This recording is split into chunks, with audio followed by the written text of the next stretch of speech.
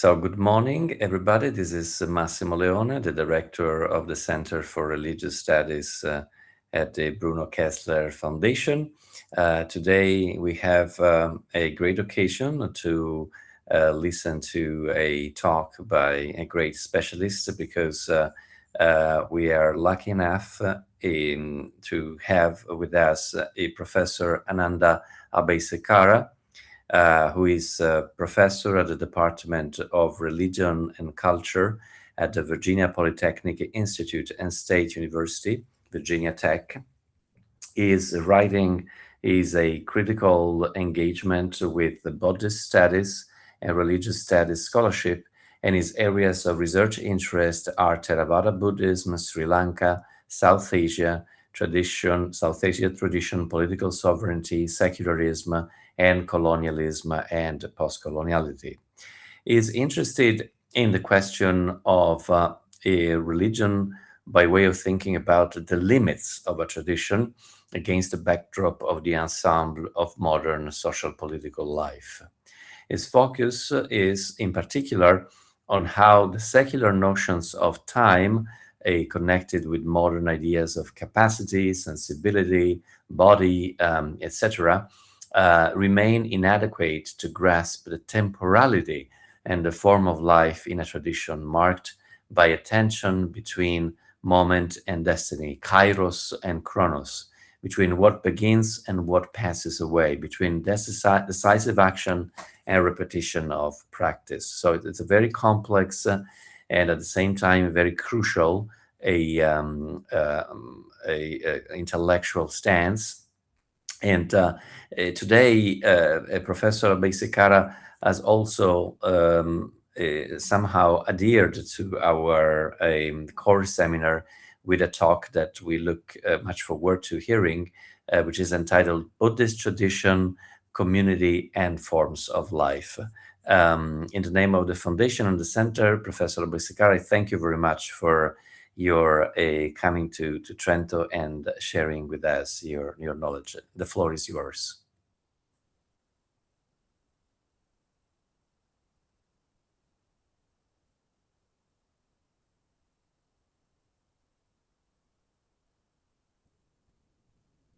Once again, Lucia, open the microphone, please. Sorry about that. May I ask you, Massimo, just if you may start the recording, because the recording has already started. Thank you. So I will simply leave the floor, and I will. Do you share? And I need to share this, So right? wait. So wait. Oh. Sorry. I don't want to bungle this. Okay.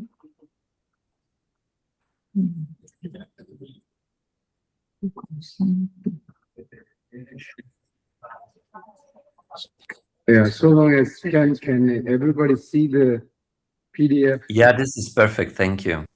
Okay, great. You don't have to see me if you can see the PDF. That's great.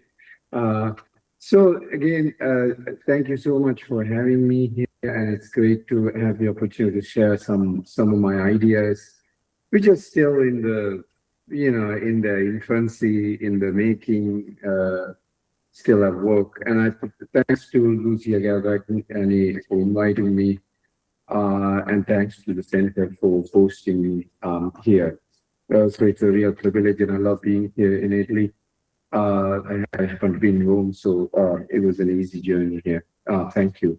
So I am asked to speak to the subject of the question of, it's in particular, solitude. You see here in my this rather basic outline of what I want to say, the mention of the word solitude at least once here in the outline you will see, because it's a difficult question for me when we talk about tradition, particularly a tradition like Buddhism, which of course, as you see here in a bit, shares a lot with other traditions like, say, medieval Christianity or Islam or even Hinduism, or even Sikhism, and some of which I teach, by way of some experts on those traditions as well. So I think about tradition, and I can think about the question of solitude against the background of tradition. And so for me to think about tradition is also to think about this, important words like power, authority, hierarchy, and discipline, which may seem kind of be opposed to the notion of solitude, because solitude, at least as I understand in its English version, I'm not sure, I'm sure there is a complicated sense in Italian here, but at least in the way in which I understand solitude, has the sense of someone doing something in isolation, alone, and so forth. So when we speak of the Buddhist tradition, at least in the modern version of the Buddhist traditions, you get some sense of that question. You have some idea of Buddhism as a kind of a solitude, because Buddhism, particularly in the modern times, certainly after the colonial kind of, the knowledge production about Buddhism, because Buddhism has been the subject of colonial gaze, as many of you know. In the Buddhist tradition, there is this kind of emphasis on meditation as something that one does in solitude, in isolation, on one's own. But some scholars have argued that this is kind of a recent invention, because even meditation is done in common with others. It's a form of life. It's a communal activity. One does, even in Zen, at least our Western understanding of Zen, you find some version of how meditation is done in common with others, in a communal settings, in a monastery, supervised by an abbot, by a head monk. But as you see in a bit, there have been recent kind of interests in Buddhism as something one does on one's own, one practices on one's own, in solitude. And this has to do with, of course, modern developments ushered by the colonial practices. And I don't want to negate them or say that these are wrong. I never say that, because I'm a sort of genealogist. I'm true to Nietzsche's idea of genealogy. In a genealogy, we cannot ever say that the differing meanings of concepts are wrong. Is that they are products of power, right?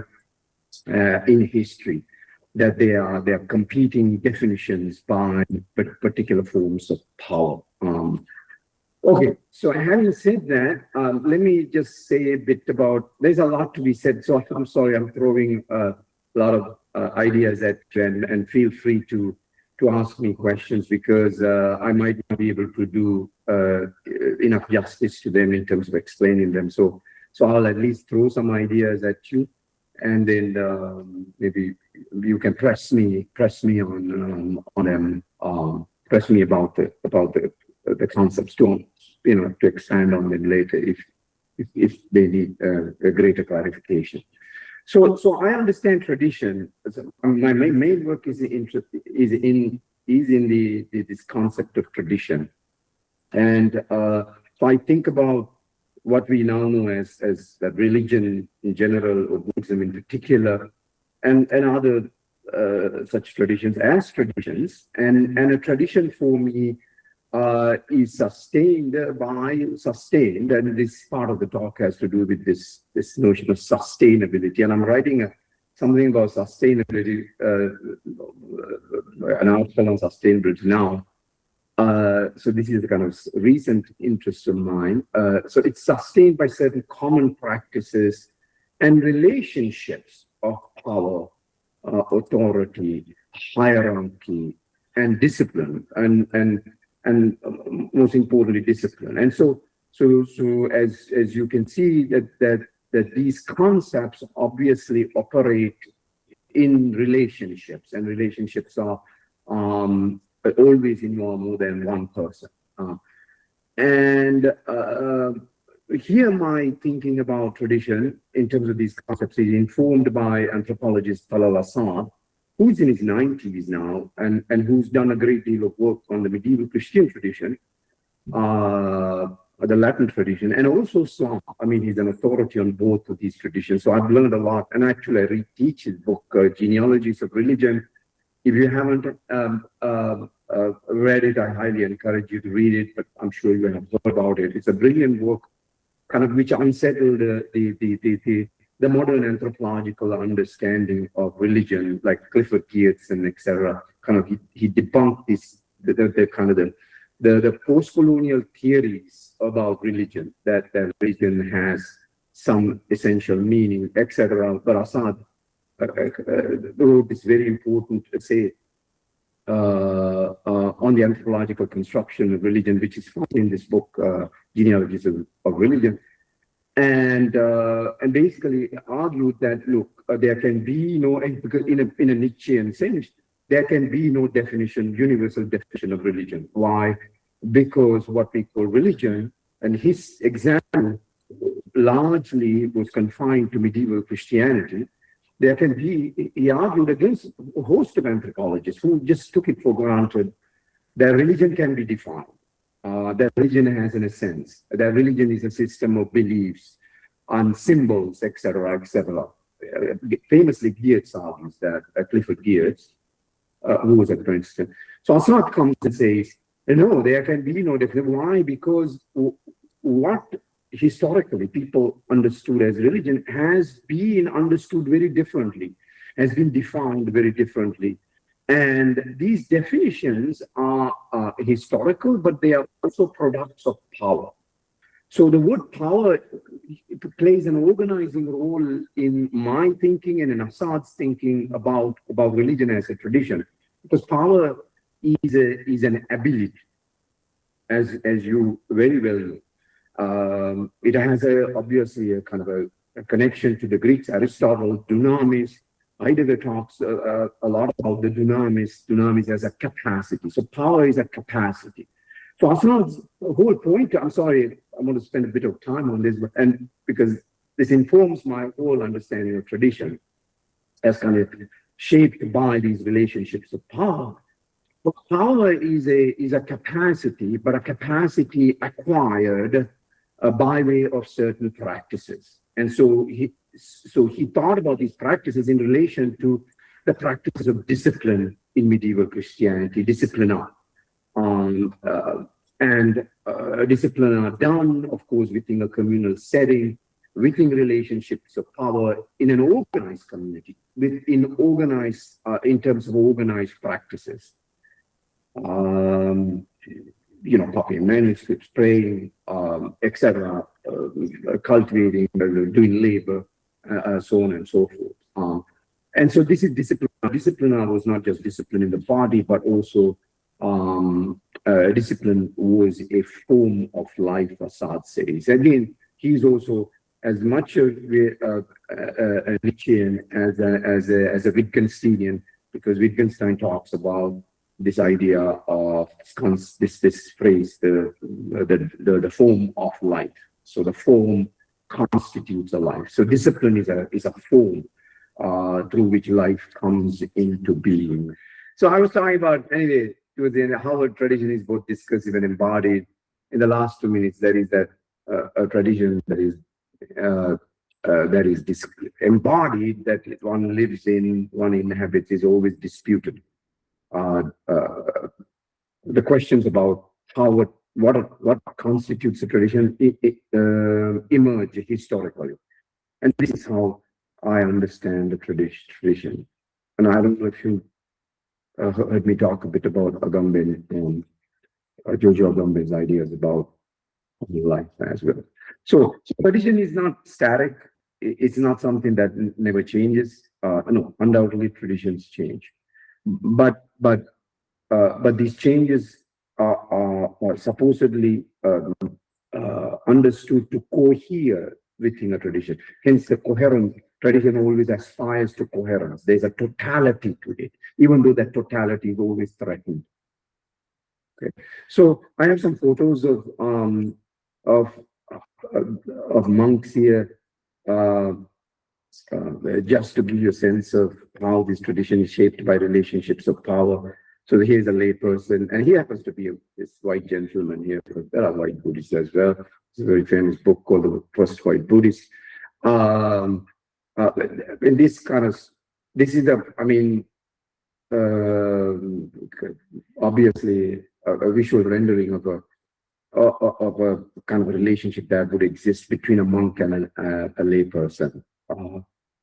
Those lay people, just as in medieval Christianity, up until the modern times, and this is really important to come to think about when we think about the idea of solitude, most lay Buddhists hardly ever sat down and read Buddhist texts on their own, because they were written in Pali, and they were often, the Buddhists were couldn't read them, but they would just simply, they were literary texts, Pali as a tradition that's in which this particular tradition I'm interested in, the Theravada Buddhist tradition, is written in, as opposed to the Mahayana tradition, which is written in Sanskrit. So lots of people just simply listen to monks, and still do. Still, most lay people do not read texts. They learn Buddhism through their daily interactions with monks and their daily visits to the temple. So here are some pictures to allude to you the sense of a hierarchy in Buddhism, because hierarchy has come under fire. And I know one particular book that actually is a really brilliant work that kind of tries to revive this concept of hierarchy that has come under fire in the wake of the liberal theory of equality. But Buddhism cannot be practiced without hierarchy. But some people are disturbed by hierarchy because hierarchy is supposedly opposed to the liberal ideas of freedom and liberty and so forth, right? So it's maintained by among other things, the practices of hierarchy. The Buddhist monks are, there's a certain kind of hierarchy of order in which they walk, in which they talk, in which they go begging, as in this photo. And a hierarchy is a form of authority that authorizes one to do what is authority. Authority is that which authorizes one to do something well.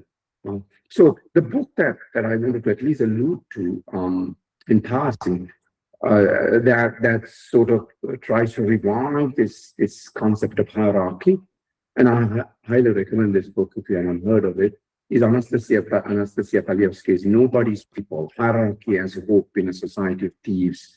A brilliant book about India and about a group of thieves, so-called thieves, who are nobody's people now because they don't have the protection of the king that they used to have after the British imperialism, because the British got rid of. It's a long story, but I want to read that. But the kind of theoretical, the point behind the book is that scholars who uncritically champion these liberal ideas of equality have to rethink the notion of hierarchy. So here are some other photos of Buddhist monks, and here's the former president, one of the former presidents, interacting with monks. I mean, on the floor with knees. It's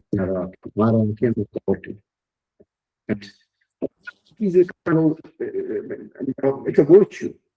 Here is a picture of nuns, even though there is no established order of nuns in Sri Lanka. There are now female renunciants who are called 10 precepts mothers. There's also among them as well, you find some hierarchy.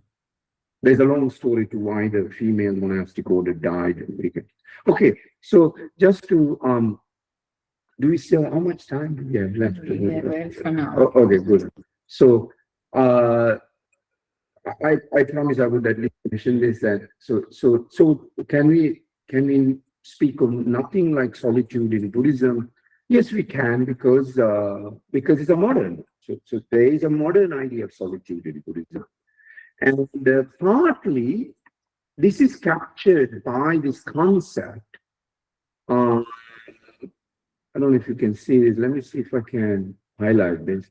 Coined by a very famous anthropologist who just a year ago passed away in his 90s, called Protestant Buddhism. So Ananda Abeysekara, who was a polyglot for years, basically a Palasad, coined this phrase called Protestant Buddhism to capture what emerged in the colonial encounter with Buddhism, and partly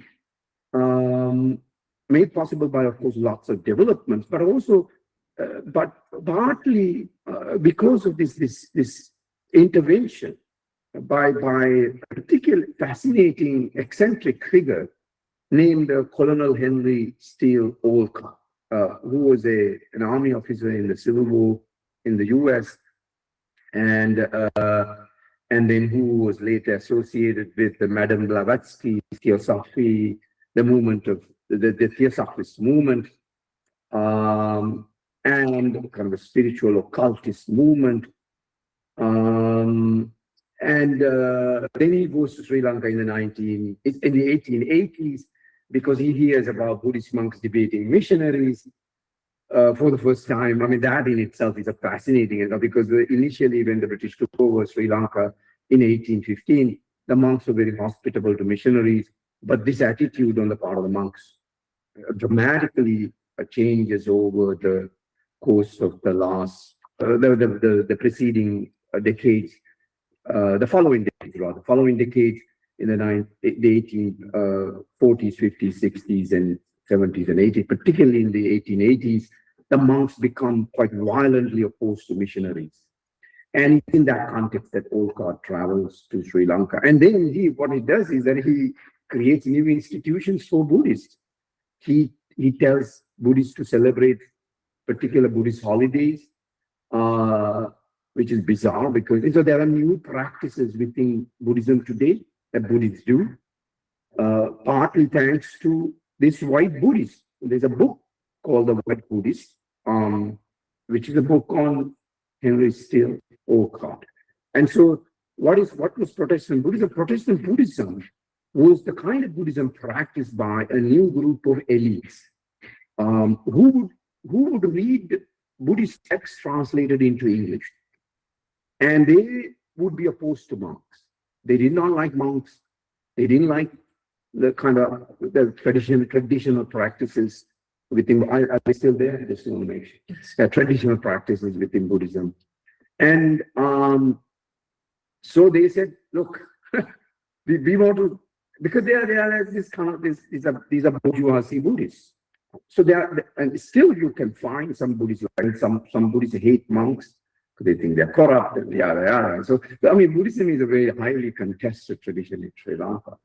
There's no one version of it, but there are dominant versions of it. So anyway, so the emphasis within Protestant Buddhism was something like solitude, that you can practice Buddhism on your own. You don't need the mediation of, I mean, think about Protestantism here. So Ananda Abeysekara coined this phrase to capture this colonial, the 19th century developments in Buddhism, because partly it was a protest against Christianity, Christian missionaries, but also a protest against traditional practices of Buddhism, common practices of Buddhism. So as a result, what you find here is the efflorescence, the emergence of vast numbers of meditation centers. I mean, meditation is famous here in the West. Some yoga is. Meditation as a kind of a spiritual. I never use the word spiritual as a kind of a spiritual. Okay. So Now, having said all of that, my larger question, okay, so now I move on to the other part of it. I mean, I'm sorry I had to spend all this time, because some of you might not be familiar with Buddhism, but some of you might be, but my larger question here is not just, I mean, I just don't study Buddhism for the sake of teaching the ABCs of Buddhism, but my larger question, or my larger interest is in the question of whether politics, modern politics, the modern state can be a tradition, and if so, if politics is maintained in similar ways, and how is the tradition maintained? I mean, obviously, tradition is temporal, it's historical, and it's disputed and argued about. And one could say the same thing, of course, about politics, because politics is highly contested, because there are elections, right? At least in democratic politics, not authoritarian, dictatorial politics in authoritarian states. But so you could say, at least one could retort by saying, wait a second, modern state defined by however you understand politics is a highly contested space, isn't it?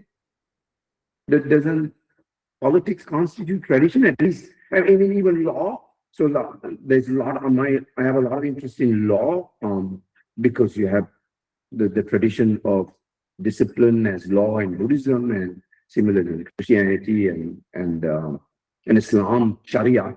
I mean, lots of scholars have written about Sharia as kind of how Sharia became law, because Sharia was not law, at least until the advent of the colonial power in places like Egypt, for example. But can't we think about law as a kind of a tradition? But I, along with others, would say, well, perhaps so, but perhaps not so, because a tradition again tries to maintain certain kind of stability, but the modern state, defined by politics, law, jurisprudence, or what have you, is subject to particular kinds of changes that can render particular ways of living unstable.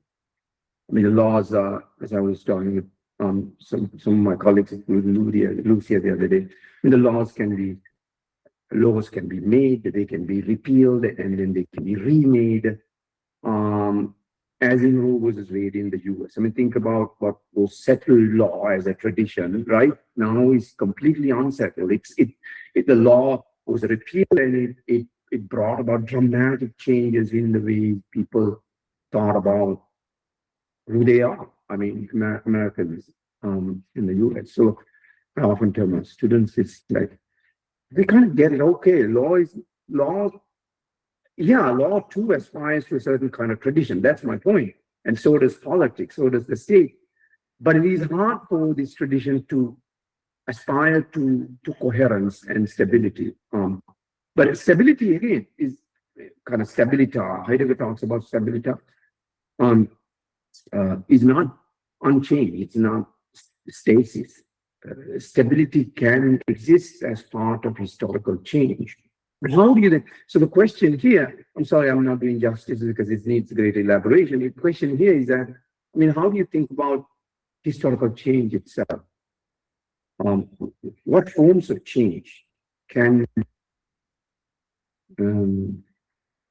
be part of a way of living? Can cohere with the way of living? Because if changes are constant, one cannot live a life. I mean, this is a point that Assad certainly made. If changes are so frequent, how does one live a life? But changes do happen.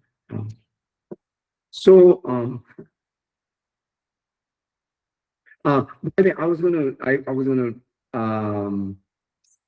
refer you to this. Okay, this is saved by again. I'm sorry. way too inspired by Talal Asad, this anthropologist. He wrote a brilliant essay in the genealogies on what is called the Salman Rushdie affair. It's a question about multiculturalism. Salman Rushdie he's a novelist, and he wrote this very contested, highly disputed, highly controversial book called The Satanic Verses, which was protested by Muslims. And in the wake of the protests, the British government intervened to lecture Muslims about what it means to be British, and etc., etc. I mentioned this because one of the questions Assad asks is, how does a modern state teaches its citizens what it means to be a national, in this case, what it means to be British? Where does one learn the virtues or capacities, rather, right? Virtues are capacities. Capacities to be a British. So there was there was an essay published by the Home Minister in this context about basically giving kind of fatherly, paternal advice to Muslims about why they should respect freedom of speech. Anybody can say anything they want about anything. The Britain is defined by a state of freedom of speech and liberty and respect for human rights, etc., etc. And Assad was asking, where do you learn this? Are there institutions you can learn these things, or do you learn these things as you go along on the internet? Because his point was that there are no institutions designed to teach these ideals that supposedly constitute the identity of a nation. I often ask American students, where do you learn the values of the Constitution? Okay. So the upshot here is that the modern state undoubtedly aspires to a coherent tradition, but where is it to be found and how is it maintained?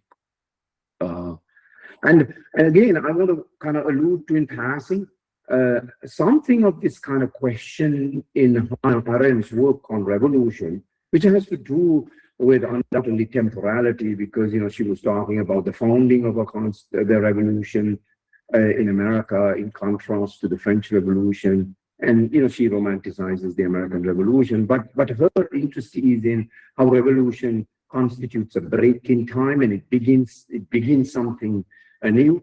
But what she doesn't note, as others have pointed out, is that even when time is begun, right? So think about the founding of the modern states after the colonial empires. Even when something is begun, that beginning itself aspires to a tradition. Beginning marks a vacuum in time, Arendt says. Arendt is such a fascinating thinker, but that beginning cannot keep beginning itself. Like, it cannot keep changing. If it changes, it cannot be a tradition, right? In such a way that it cannot be maintained. So there's a kind of a temporality to a beginning. But ironically, beginning begins with a break in time, as Hannah Arendt says. It's a fascinating thing, but she has no concept of a tradition. But I mean, she's a really good to think with. Okay, so we have a few more minutes. Yes. Okay, so now 10 minutes maybe. Okay, so there's the political part of it, and there's the particular Sri Lankan example here of a protest. So for me to think about politics, the question about whether politics can constitute a tradition, is partly to think about this recent protests in Sri Lanka. Okay, so without further ado, I'll just show you some photos of this protest that happened. It's a major protest. I mean, it was actually, interestingly, reminiscent of Hannah Arendt. This was kind of labeled a revolution. afoot. Some commentators. Why? Because in the wake of COVID, really in the middle of the COVID epidemic, and also high inflation in the country. I mean, people facing unprecedented economic hardship, unemployment, and also here comes this loaded term, corruption, as they saw as corruption of the previous regime. A major protest erupted. Supposedly a protest that was unheard of in the country. And this was called Aragalaya. I mean, you can look this up. It was called Aragalaya, and it's a singular term. So I go into some details about how this word Aragalaya came to be used to characterize this protest. And then later, interestingly, this singular word was translated into the English word protest, and also by extension, but a more kind of a global concept, which is a struggle. It was seen as a kind of a struggle against political corruption. So one interesting thing is that the Aragalaya was begun with no leadership. It emerged without a leader, kind of spontaneously. Millions of people gathered in Colombo. They turned this kind of place called the Gold Face Green, which is a kind of common area by the ocean in Colombo, capital of Sri Lanka. That's the hub of colonial governance, into a campground of protests. And then later, so at the time, the president was Gotabaya Rajapaksa, who was the brother of the former president. I mean, he was a dynasty running the country for almost 20 plus years.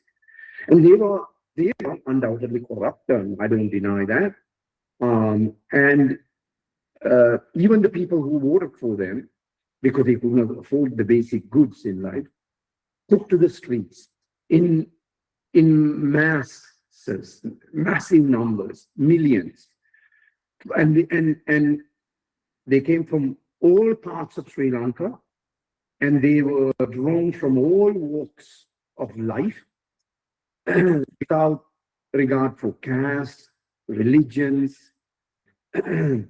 so class, rich people, poor people. They all kind of, it was kind of a communion. That's a very interesting thing. So this protest itself kind of was under, but without an organization, right? They had no leader. It had no leader.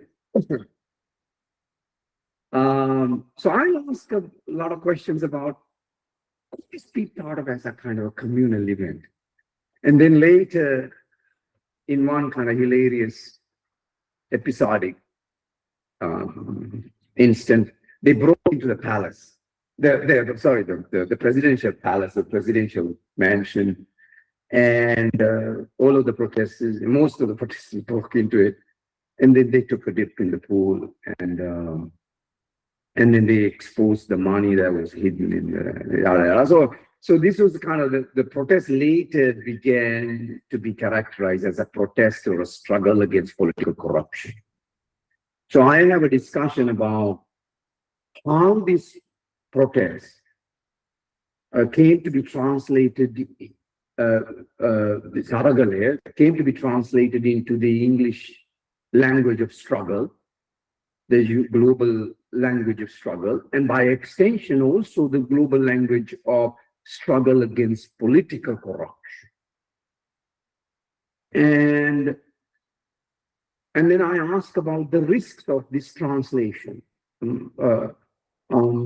Because once this Aragalaya, without a leadership, is seen in these global terms, in loaded global terms, I ask, does it not run the risk of not being able to be maintained as a tradition? Because there are lots of instances of commentators seeing this struggle as part of a history of previous struggles, and also a history of contemporary struggles and history of future struggles. So very interestingly, Aragalaya, even though it was a local protest, was connected to global protests, partly, I go back to my earlier point, partly in an inspiration to a tradition, as an aspiration, rather an aspiration to a tradition. So this local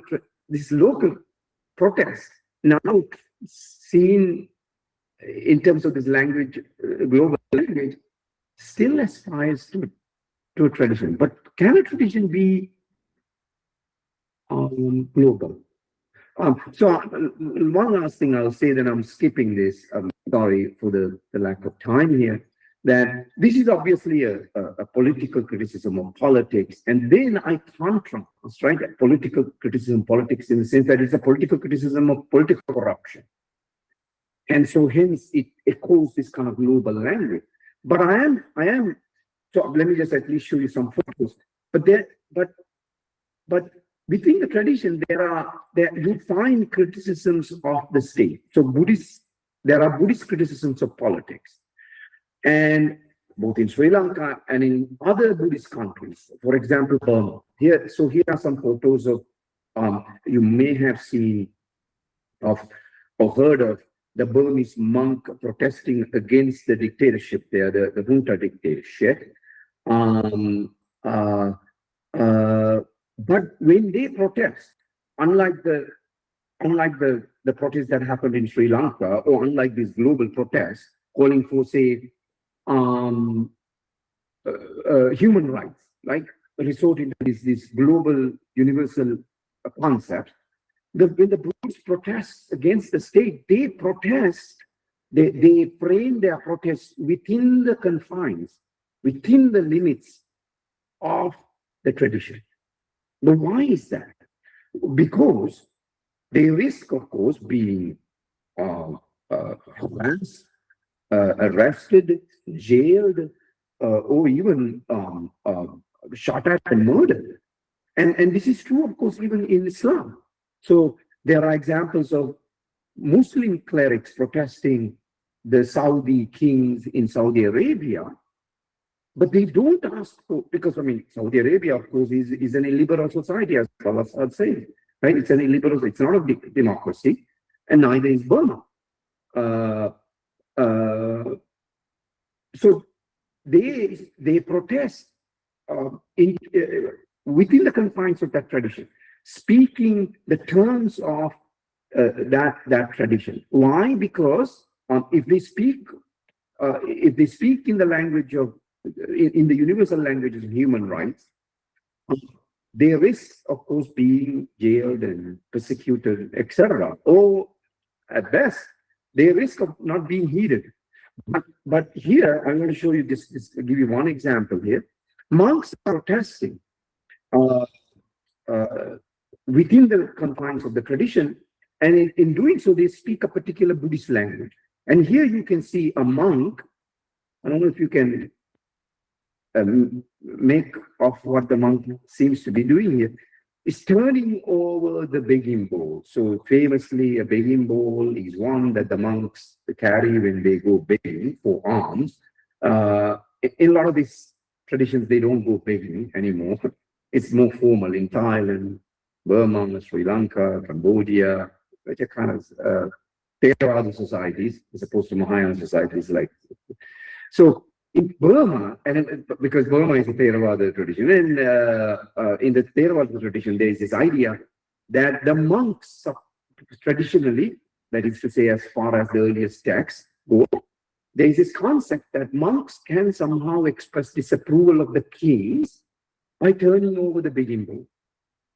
There are several conditions that the text, Pali texts, the ancient Pali texts outline for turning over so a king comes and offers alms, and then no, in silence, monks just turn over the begging bowl. In silence. So a lot of the monks in Burma protested this brutal dictatorship. Okay, not all the monks, sometimes, did so silently. You can see a monk perhaps screaming here. So, but a lot of the monks just walked in silent protest. So some scholars like Ingrid Jode, who is a specialist on Burmese Buddhism, has argued that this has more persuasive power. Why? Because as repressive as they are, the Burmese dictators seek the approval of the Buddhist monks. They need the Buddhist legitimacy to govern the country. And so the monks have some chance of being heard because they are not using the language of human rights. They're not calling for the human rights protections or guarantees, but they are basically saying, look, you guys are Buddhists. When you do these kinds of murderous things, thuggy things, you are dishonoring the Buddha's Dhamma. So that's the kind, and the same kind of criticism is found in Sri Lanka. So there's a long discussion of how a monk launched into a critique of the Rajapaksa regime without resorting to this language of human rights.